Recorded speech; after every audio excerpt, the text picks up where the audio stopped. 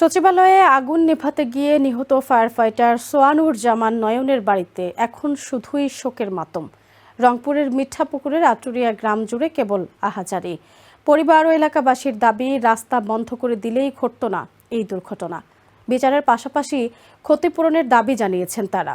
বুধবার দিবাগত রাতে সচিবালয়ে লাগা আগুন নেভাতে গিয়ে বেপরোয়া গতির এক ট্রাক চাপায় নিহত হন নয়ন।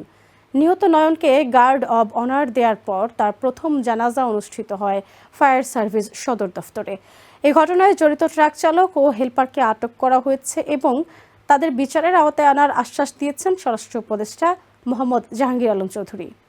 ফায়ার ফাইটার সোহানুজ্জামান নয়নের মায়ের এই আহাজারি আর বুক ফাটা আর্তনাদ আশপাশের পরিবেশকে যেন ভারী করে রেখেছে। বুধবার রাত 9টার দিকেও মায়ের সাথে কথা হয়েছিল নয়নের। কথা হয় বাড়ির ভবিষ্যৎ ও নানা পরিকল্পনা নিয়েও। কেন দেরিতে রান্না হচ্ছে মায়ের সাথে এই কৈফিয়তও চেয়েছিলেন নয়ন। ওই সময় বাবা আক্তারুজ্জামানের সাথেও কথা হয় নয়নের।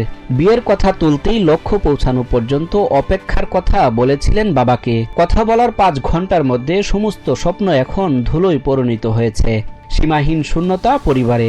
স্বজনদের প্রশ্ন, দেশের সবচেয়ে গুরুত্বপূর্ণ ভবনে আগুন নেভানোর প্রচেষ্টায় কেন রাস্তা বন্ধ করা হলো না? এই মৃত্যুকে কোনোভাবেই মানতে পারছেন না এলাকাবাসী। চাইলেন সুষ্ঠু বিচার ও ক্ষতিপূরণ। স্থানীয় ছড়ান ডিগ্রি কলেজ থেকে বিএ পরীক্ষা দিয়েছিলেন নয়ন। 2022 সালে 61তম ব্যাচে ফায়ার ফাইটার হিসেবে চাকরিতে যোগদান।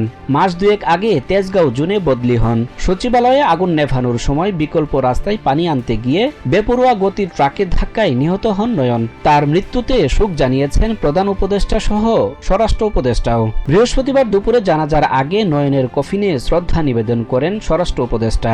এ সময় ফায়ার ফাইটারদের একটি চৌকস দল গার্ড অব অনার প্রদান করে। এ সময় ফায়ার সার্ভিস ও সিভিল ডিফেন্সের পক্ষ থেকে প্রয়াত ফায়ার ফাইটারের সংক্ষিপ্ত বৃত্তান্ত পাঠ করে শোনানো হয়। এরপর প্রথম জানাজা শেষে দাফনের জন্য নিজ বাড়ি রংপুরে নিয়ে যাওয়া হয় নয়নের মরদেহ।